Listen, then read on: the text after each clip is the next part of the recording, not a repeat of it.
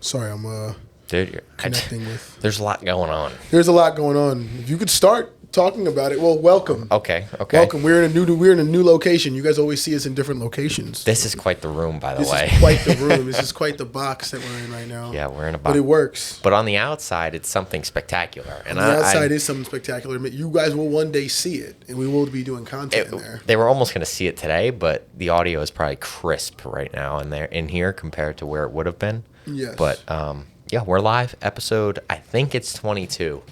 Took a little hiatus, but it's almost Christmas, so happy holidays. The boys are back in town. Not in the office. A lot going on. A lot of different places for me and you. Where do we even begin? Oh, man.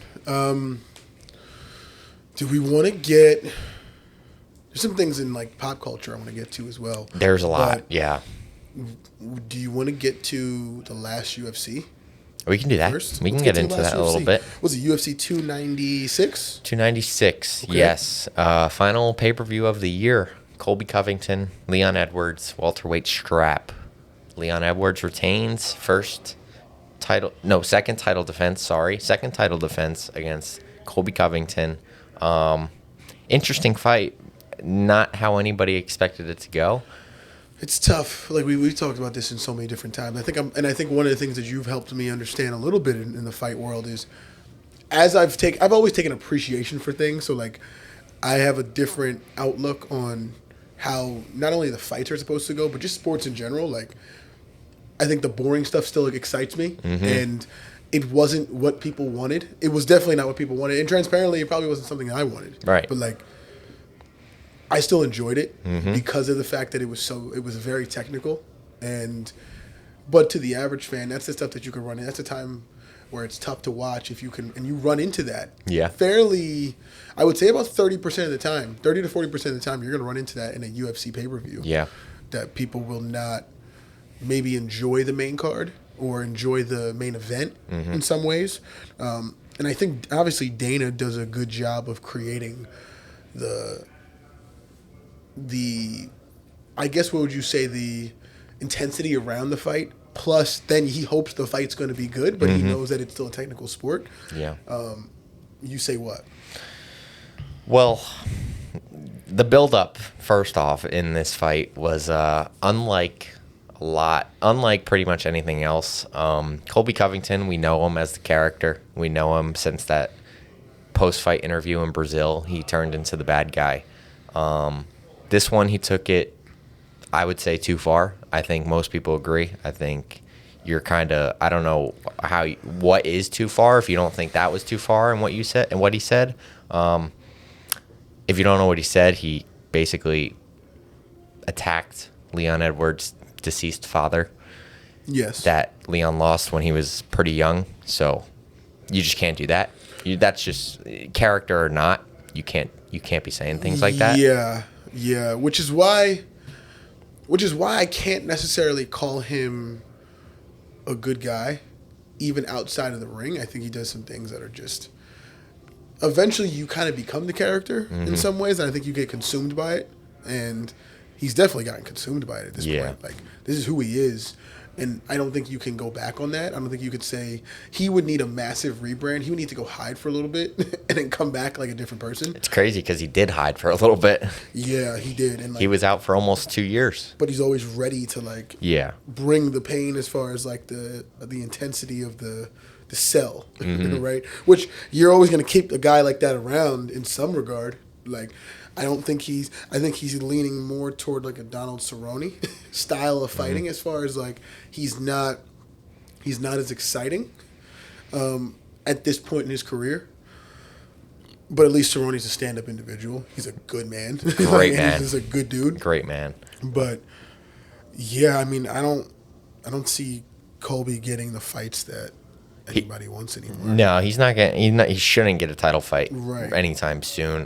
He called out Wonder Boy probably because he knows he wins that one most of the time, unless he gets sparked by Wonder Boy. But I mean, if Colby puts on his pressure and wrestles, it's going to be a tough night for Wonder Boy. So, Wonder Boy's 40 years old at this point.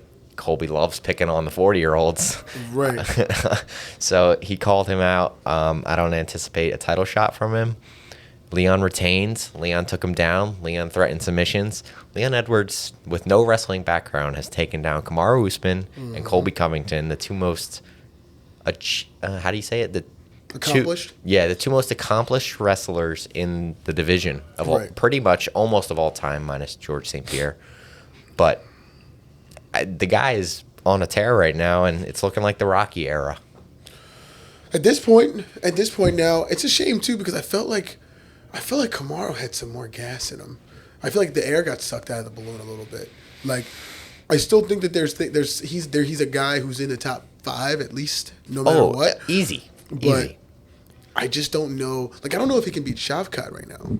Kamaru? I Yeah. think he can. I think he can. I think he should. After seeing what he did to Hamzat on a week's notice at a higher weight class, I think Kamaru still beats everybody at 170. I think he should. I think he needs confidence back, and he beats Leon. Yeah. When you get head kicked like that, But how many more years do you have of this? It's if you're tough. him? He's an older guy. it's tough for Kamaru, especially because of his history with his knees. That's what I'm saying. We know he's come out and basically said he can't even walk on like pavement at this point. So the fact that he's still fighting is kind of crazy. It is wild. He did call for the rematch versus Hamzat, which I don't think is going to happen, but he put that on his Instagram story recently. So I don't know what he wants to do, but I think Kamaru still beats 99% of the population in the welterweight division. I agree. It's interesting. I would like that Shavkat matchup. It's fun. Shavkat looks good. He looks good, He looks but really, really good. I rock with Kamaru, and that's saying a lot because I'm a huge Shavkat guy. Yeah. But overall, I enjoyed the card. The undercard was nuts. The undercard was Talk unstoppable. about the undercard. I don't even know the women's Irene Aldana versus I'm forget her name. I apologize, but fight of the year, arguably, quite frankly, men or women fight of the year. Yeah. It was nuts. But then Josh Emmett gets on and throws a nuke at Bryce Mitchell. That was terrifying. That was terrifying. That's terrifying. Josh Emmett lost his last fight, no? Pretty badly against Yeah. Ilya. That was a bad one. I mean, he looked like You see Ilya's Instagram? already put world champ in there. I kind of like it. I love I like the audacity, and I think he's doing that on purpose to try and get at Volk. I think he's been purposely diminishing Volk. He's been purposely saying things like that. I still think I said from the beginning Ilya's a problem, but I'm still gonna ride with Volk. I think Yeah. You still have to. it's tough to go against. You really do still have to, at least in the division. Like, it's very difficult to not do that, but Ilya's nasty. I'd be happy for Ilya if he won. I would. Like, it'd be cool. He's fun. But I think Volk is a 140 at 145. Volk is good luck. Yeah. Good luck. What else happened on that card? A lot happened on that card. Who was that? Oh, Shavkat fought. What was the second fight on the card? Oh man, I'm blanking. I don't remember. But then you got the flyweights. Brandon Royval lost against Pantoja, which Pantoja gets on the mic post-fight and already apologizes for saying he had a boring fight when that was his first boring fight of his entire career. Right. The guy comes out like a firework every time, and basically said that he was trying to just win so that he can represent for Brazil and the kids that are not so fortunate in Brazil, which you gotta love that for the man. And for the fact that he apologizes for his first, or pretty much his first boring fight. Yeah. And it wasn't even that boring, so you guys can pipe down in the comments. It wasn't that boring. But I'm telling you, like, if there's not blood and anguish and somebody getting their head smashed in, they think it's boring, bro. Like, You're never going to change that unless they start training or they start really studying the sport. But Yeah. you're just never going to get away from that, which is fine. But it is what it is. What sport do you think has the most casual fans that people like kind of allow into the door? I'd say football. Yeah, in America, football. It's Yeah, gotta be. in America, probably football. I mean, I'm not well versed in football, as we all know, but from what I understand, it seems like people in the area will just find their nearest football team and they can hop on board if they want to. Correct. Or they can just be an outlier and like if we're in the tri-state, we pick like the Rams or something random. I know a few people that have those teams, and it's usually for a reason. But yeah, I feel like you can get into football because you know when it's going to happen. It's every Sunday in the fall and into the new year. So, But I would say UFC is starting to become more of one of those games where you're starting to see a lot of casual fans who are starting to get their knowledge up, and it really probably depends on location too, like demographic, because there's a lot of UFC fans in this area of the country. Like in this area, yeah. I mean, and that's why it was so surprising that they took so long to get to like MSG. It took so long to. I mean, they've always been in like Atlantic City. That's been one of their places, but they've strayed away from that because of how much Vegas has played such a role in the UFC community and allowing them to do pretty much whatever they want and hold as many fights as they want. I like that they're coming back to Atlantic City, though. We got to go to that. We're going. Is that March 30th? March. I don't know when in March. Okay. Definitely March. I'm in. That's around my birthday. Figure that out. So birthday present for me. Yeah. Where's it going to be at, though? The Boardwalk Convention Center? That's a good question. I don't know. I haven't been to Atlantic City that much, so I don't know all those places that much. I'm trying to figure out where they would even do it. But, I mean, they started in Atlantic City, so I'm sure they got a place for it. Because the casinos aren't big enough. No, I mean, well... It's going to have to be in Boardwalk Hall. But that's like not even that big. I'm fine. A nice little UFC card, though, that's cool. I think that's cool. Not having a huge really cool audience. I think that's cool. It's like an Apex field with some fans. Yeah. Speaking of AC, you're thinking about it. It's in the thought process. It's in the thought process. You ready to go?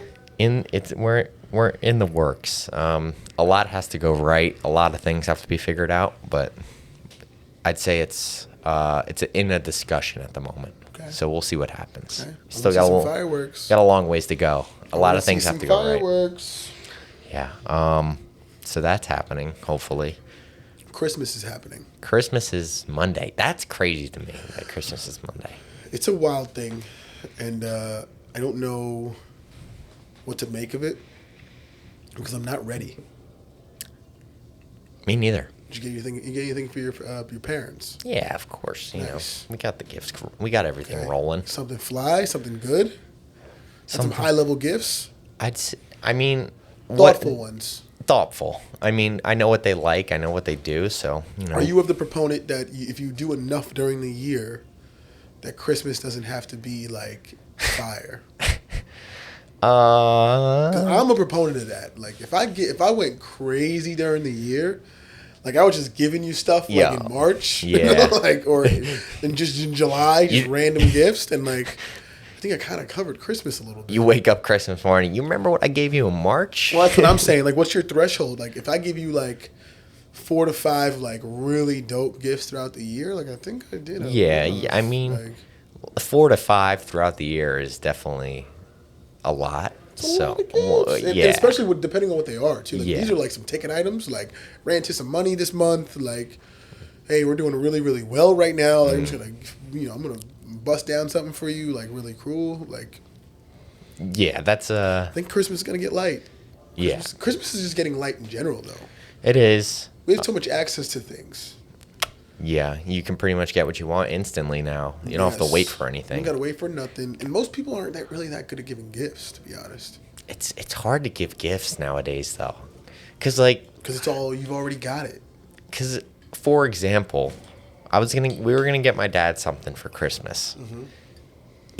A mail order comes in, pretty much exactly what we were gonna get him comes in the mail. He ordered himself. So what do you do? Especially because like I think we're so need based right now of like, and those needs can be met so quickly that like the amount of time it takes to go get the thing you wanted, like it used to take you a week or 10 days. And you're like, you know what? I don't want to buy this right now. Like it's gonna take me a little bit of time.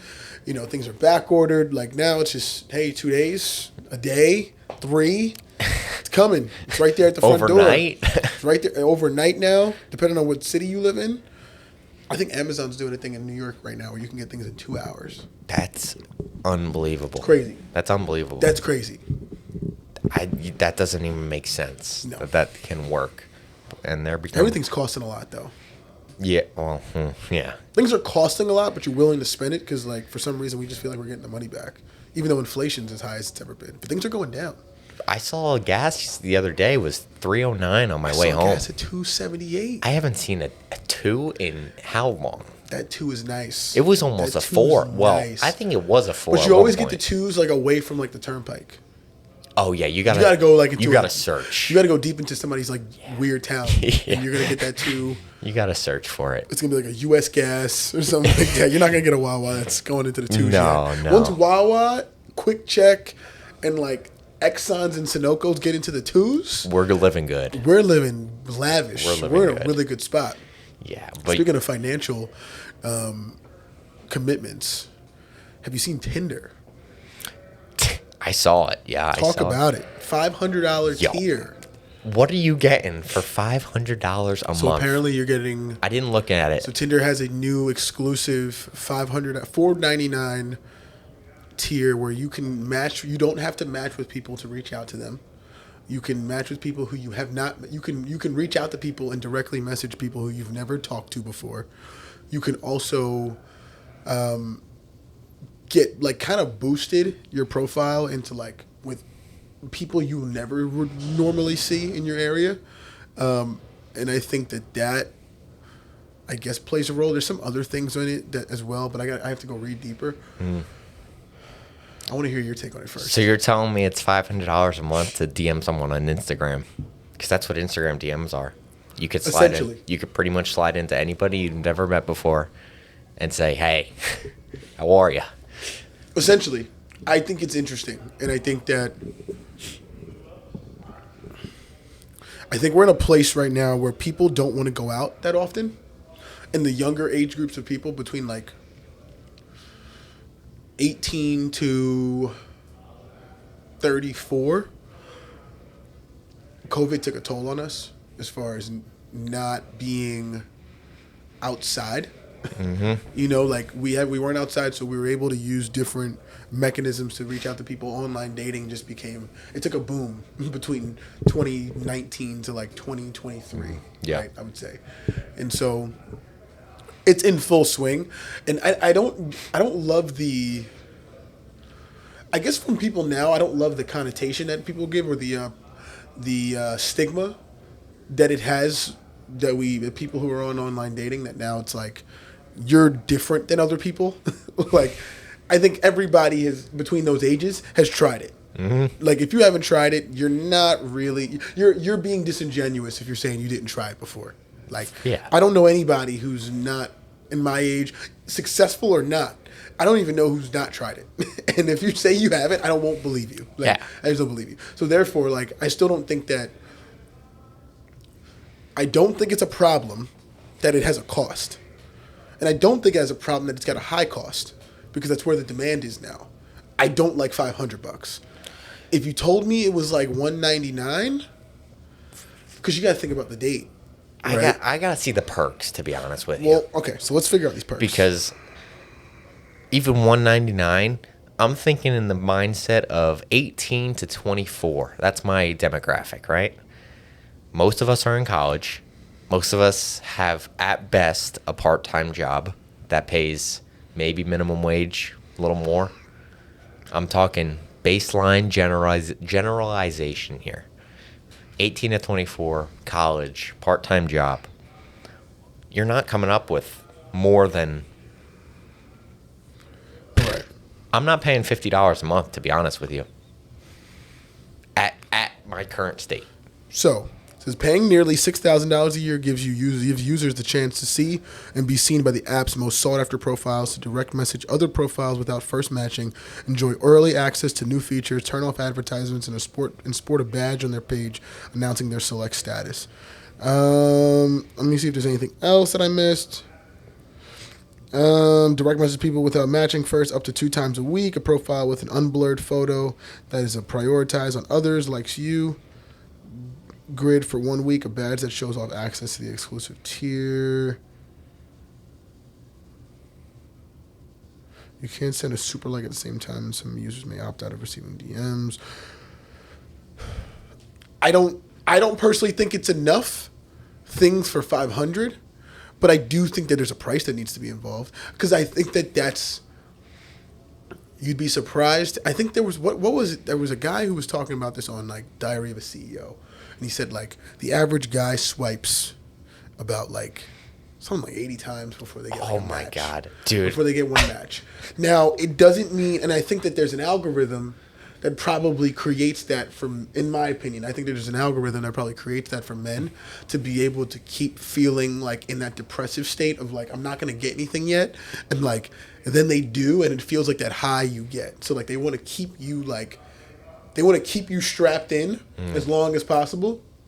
Because once you get off, then you're not going back. You're done. You're done. So it's like they got to keep you here as long as possible, and to get more of that like high, so to speak, they're trying to base it at $500 in a way, in my opinion. And at a $500, essentially gets you potentially the date or the hangout or the hookup that you wanted. Which then it's like they're putting prices on hookups now. I guess. Essentially, I mean, which I don't think that it's $500 worth. But I think that there's a price because I think that's where people are at this point. Like, because think about how I think if you're looking at a time, right? Like, and that's where you'd have to look at it. And this is where like my financial business brain comes in, where it's like, all right, if you're on Tinder, let's say you're on Tinder for like 30 minutes a day for 6 to 8 hours a week, right? Or no, I'm sorry, 30 minutes a day, 5 days a week for like the month. Yeah. What's that look like? It's 30 days. 30 minutes a day where you're just swiping. Yeah. How many hours is that? What is that? 30 minutes, an hour, 3 hours a week, 3.5 hours a week. So that's what? 3.5 hours a week. 12, 4. 13 hours a month. You're 13 hours a month. Now, can we bleep things on this? Bleep things. Yeah. Yeah, we bleep can. things? Yeah, I can bleep so things. So my blended hourly. Okay.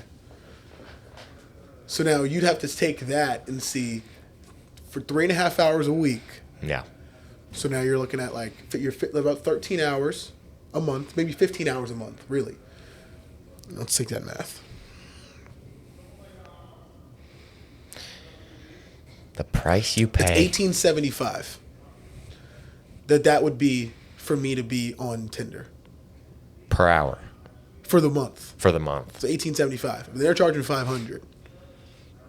Okay. But imagine if I find the girl of my dreams. What price are you finding? What's the price? What are you willing to pay for the girl of your dreams? I don't know. It's a good question.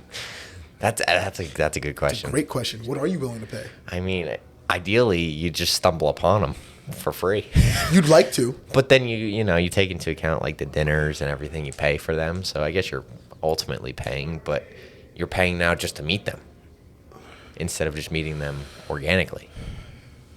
Yeah, but then but that's where the people aren't going out anymore. People aren't doing things outside, and they're trying to figure out ways, but they're still trying to figure out ways to get to meet somebody. But there's a price at that. There's a time price and an investment Yeah.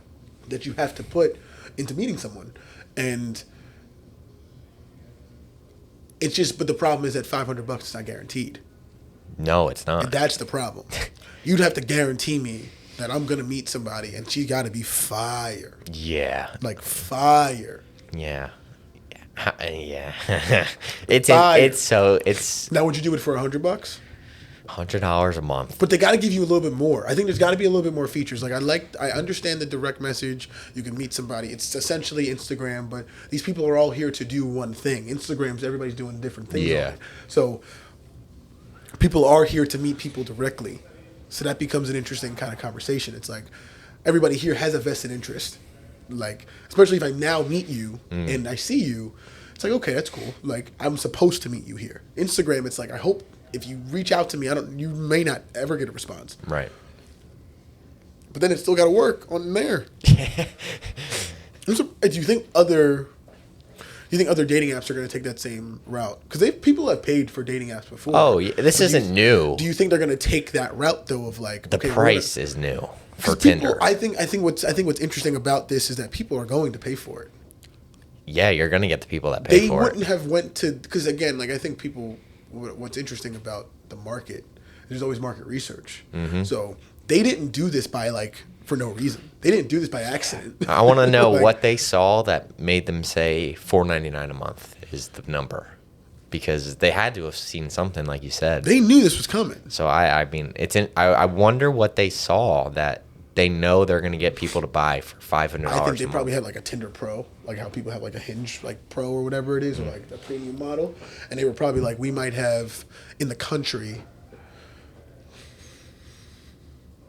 600,000 people on this, and they're paying for like a $14.99 a month. Yeah. And then they probably polled people and were like, hey, like how much, what do you think it's gonna, what's the maximum amount of money you would pay to meet the person that you really want to meet? And they're probably like, well, like I don't know. lot. I don't know if we put a price on it. Yeah, it's priceless. It's interesting. It's interesting. They put out like an open source that you can, maybe they announce how many active users they have that are paying $500 a month. I don't know if that's legal, and I don't know if you're allowed to do that, but yeah, I think some AI is going to get involved too. Always has to. It has to. I don't think there's any choice. AI is everywhere now, so it's inevitable. Yeah. I don't know, man. AI, it's interesting. Yeah, I mean, yeah. Salute to you if you're paying $500 a month for. Truthfully, salute to you. That's either you're in a dark place. I don't understand. I just think that I hope we all get back in the streets. To be honest, I hope people get back in the streets, start talking to people, having conversations. Because there's nothing like that. That's a beautiful time. Every time.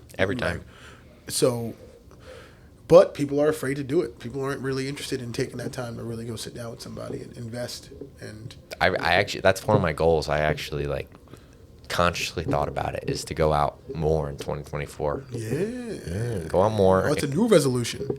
Yeah, I just thought of that one kind of as you were talking, but it was in my head. So You've been thinking about that. I was thinking about it. So that's on the list. Goals for 2024 is I like that. Experience the world more. Yeah, no, I definitely experiencing the world more and having new things, adventures, situations. Discover a lot of new things. We got new things going on outside. A lot going on out that door right there. Yeah. We just started the new performance facility for Balance Athletics under Balance Ventures as well. That'll allow our athletes, pro athletes, college athletes, high school athletes, to continue to work out, strength train, speed, agility, mental performance training with Elevate, Maintain, Evolve, and we've got a vested interest in partnership with SBA. So we've been working on these things for a while now, and I'm excited about it. I think it's going to be innovative stuff that I think people aren't doing. One of the things I'm seeing in the youth baseball community, especially, it's a little toxic. They're trying to make things toxic. Everything's toxic nowadays for no reason, too. What I think, and what it's helped me understand is that people in their own bubbles don't do any research or have any real information. So vet everything out first before you even react. And that's what I'm learning in my world now, is that take everything with a grain of salt first. Vet out the information and then make a choice. Because I think, if the people that know this, if the people who knew me would just have a conversation with me about what's going on, and this is only a couple people. Yeah. But these people really wanted to just chat with me because they know me for real. They could actually, they have my number and they could talk to me about it. Yeah. If they really wanted to talk about it, they would realize I'm not even close to running the same race as them. We're in a different ballpark. We're barely competing. We're competing because I see youth baseball players and you see them. That's the most that we're ever. It's the only thing competing. we have in common. But if they knew what I was trying to actually do, they'd be like, we're in a different galaxy. We're in completely different galaxies. And so that's always an interesting thing. So keep an eye out for some. I'll tell you off air. I'm interested in some of the scenarios. But these guys just got to stay in their lane, man. Stay in your lane. Stay in your lane because you do not want these issues. People love attacking things that they think they're in a competitive nature with, but they're nowhere close. No. They're nowhere close. Not close. They're not close. And I think what's interesting about this state that we live in, it's so dense and it's so many pockets of volume.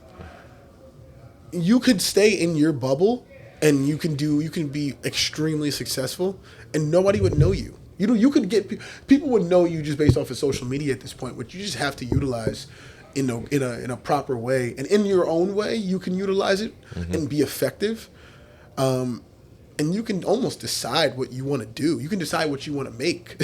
Really, you can decide how much the cap in which you want to be. Like, okay, I want to have my business make $800,000 annually. Yeah. Cool. Like, you could just decide that if you're successful and just stop the numbers and just do that. You could say if you want to make $5 million, you could do that. As long as you're willing to work at it, you could do that here in the state. Yeah. Some other places, like, they don't have that amount of volume. I was talking to a guy from Blast, the baseball censor, golf censor, and he's like, yeah, I'm one of like 2 trainers in Utah for baseball. I'm the only guy there. I mean, he's like, I'm one of 2 guys here in like a 25-mile radius. That's bonkers. Bananas. Like, that's like unfathomable so here. You can't do certain things. Like, you'd have to go somewhere different in order to get the training you want. And I'm sure that there's maybe more people, but maybe there's only 1 or 2 that are being sought after. Yeah. And maybe 1 or 2 with information that you want. But, like, that's wild. Like, it's crazy. There claims to be 1 or 2 every, like, mile and a half around where we are. So, like, yeah. It's an interesting situation. It's wild to think about because, like, you know, you try places and you try different trainers, and here you can go to someone and, he's not my cup of tea. I don't really like this about him, or I don't like the way he teaches this. All right, let's pack it up and go to the next guy.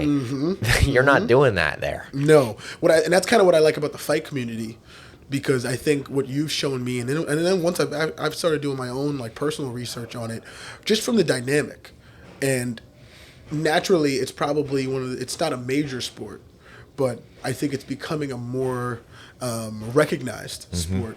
But even with that, the best camps that I'm seeing, at least from like at a macro level, the best camps are spread apart. But then you have volume inside that camp.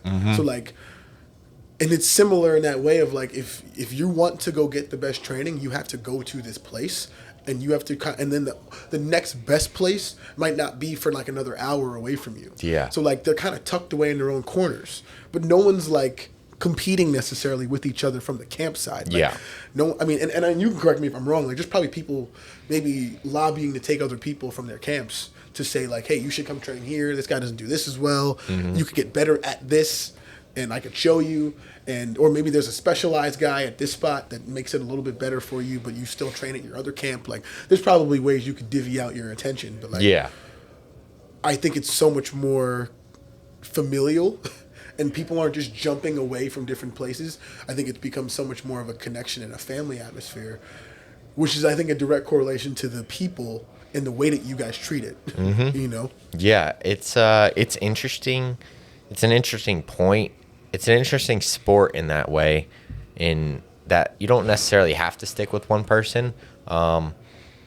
Like my first gym outside of the boxing, I went to a straight boxing gym for my start, and then I touched an MMA gym, and I absolutely hated it. Like, I just could not. The coach, I just didn't get along with. Yeah. Like, not in like a animosity way, just like we didn't connect. It just didn't connect, and I was like, what do you think the connection you were looking for was, though? I still don't know. Was it a personality? I would probably, yeah, I think so, because it's not like he's not knowledgeable. The guy has cornered UFC fights. He knows what he's doing. I've seen him corner UFC fights, so it's not like he doesn't know what he's doing. It's just we didn't connect. Like, the puzzle piece just didn't fit, and that was fine. Like, I had no problems with it, and it didn't seem like he had a problem with it, and I'm sure he understood. Real people who understand how life works don't have problems with people like moving on, and doing different things. Like, I gave it a chance, and I was like, nah, this isn't it. So I stopped and found my new gym. I'm still there, and it's just a different feeling. Walked in, I'm like, puzzle piece fit right away. This feels more. This is it. Yeah, this feels more like a connected atmosphere here. Yeah, so it's atmosphere. It's how you feel in there. It's everybody's pretty much knowledgeable. You still got those fake ones that are pretending to be, but it's hard to fake being a high level MMA guy or a high level combat sports. A high level anything, really. Yeah. It's like you could see through a lot of different things when you understand, because high level high level people and high level personalities talk a certain way. They do things a certain way. They actually, their demeanors are a certain way. Yeah. And you can tell when someone's kind of not even necessarily faking it, because I feel like these people may want to learn it even if they're not, even if they're trying to fake it till they make it. Like Yeah. they still would like to learn so that they can validate not only themselves but other people. But like, You have to always learn. yeah. I mean, if you stop, just specifically in combat sports, if you stop learning, you're not going to be able to coach. You're not going to be able to do these things. And just going back to that, like, you can't be a fraud. Because if, say, someone walks in the door and there's like, I want to try it out, and then they think it's like a street fight in sparring, so they're going crazy. You, as the coach, you have to be able to stop this Rein guy. that guy in, yeah. Even if he's 7 foot tall and 300 pounds, you should be. I mean, high level black belt, a black belt in general is going to take down the average folk, no matter the size. I'm pretty confident in saying that. Yeah. So it's like, if you're a fraud and you can't stop this guy, Right. your whole gym is basically in the ground now, because your students won't trust you. You can't. It's just going to fall apart. So Is there like a sizing up in your community of people I don't believe when it so. comes to like the training? Like, did you go in? Like, do you think somebody who's like another black belt would come into your gym and say, like, who's never been there before, would like size up your guys and be like, okay, like, are these guys legit, or is it just known that like if you're a black belt, you're really good no matter what? Because it's different in the baseball community. From my perspective and from what I've seen and from what I've heard, if you're a black belt, you're good. You already had the respect. You should have the respect. There's those outliers, of course, but that doesn't negate the rule. I would say the general rule is, if a black belt walks in, he's going to sit down and take the class from the coach, who also is a black belt most of the time. I mean, Arch is a brown belt and teaches, but you're allowed to. But that black belt, he's going to give you that respect. There's no reason not to. And usually, I mean, I haven't seen a case where a black belt comes in and he's sizing up the coach and looking for a fight. Yeah. There's healthy competition, like you're always going to try and beat those guys, and you're going to try, not necessarily beat, but You want to win. You want to gain your respect at least. And that's generally the case. And I think that's more of what we're kind of losing in the integrity of the sport, and sports in general, is gaining their respect as opposed to trying to win and show that you can be better than somebody. Because like baseball's like that too. We have a lot of Division I baseball players who come in, and like you got to know that they're not only sizing up the guys who are Division II and Division III, but the in the opposite direction too. The Division III guys are sizing up those guys from just like a perspective standpoint. Like, what do they think about? How do they go about their business? Are they even good? And like the sample size for that is so small when people see like, oh, this kid's not good. He missed a baseball he went 0 for 4. He's terrible. One game. I think he's not good. Yeah. It's interesting. Baseball is an interesting one. I mean, you can go 0 for 4. Even in all sports, really. All sports, but the failure in baseball. You see a guy go 0 for 4, you're like, he stinks. He's committed to Vandy, top prospect. Come on, man. He's really terrible. Good. He's really good. You caught him on a day where he wasn't that good today. Even pitchers, pitchers are generally more successful just because it's so hard to hit. But you see a Clemson commit, a South Carolina commit, go out there and shit the bed. Yes. You're like, what is he doing going there? Yeah, it's like, guys, like it's one game, man. He's still throwing 95 down. He still does all the on things the black. Better than you think. And so baseball's an interesting one. Okay. There was something else going on. Oh, that water fast, by the way. Not doing it, but I mean, I want to do it. I did it for a day. Did you really? I did it for a day. How'd you feel? Felt pretty good. But I needed more. I should have done it more, but I knew that the next day that I had so many things going on at once that like I couldn't do it. Now I'm gonna do it over the winter break. I want to do it soon. I want to do it on. But now that I have a blueprint, I have the blueprint now. Yes. And I watched, because he broke down those 3 days of what you have to do. So I'm going to get the salt that you need to keep those minerals and everything, and do it the right way. Okay. I don't want to do it the wrong way. No, we got to do it the way that's going to help us like actually see the benefit. Yeah. and then. Because I feel like if we do it the wrong way, it could greatly disintegrate our health. Yes. Like, this isn't something you can just mess around with. Well, I think that's where I think that the people doing it needed to be that specific when it came to like how you're going to sell it, and that's why social media sometimes is like a killer, because like you hear people saying, "Yeah, I'm doing the water fast. It's it's 80 hours and like I absolutely crushed it." It's like, guys, like you didn't just drink water, man. Like there's so much more going on. Like, There's a lot going on there's here. a lot more going on. So like we need more of that information. Like we need more of that. So that's where social media, like you got to be careful. Mm-hmm. And that's where I tell kids and people and parents, like you got to be careful with what you watch. You got to be careful with what you see. And you can't just take it all and like you got to take some things as a grain. Like you don't know what it's going to be yet. And do more research, learn a little bit more about it. The information's all there.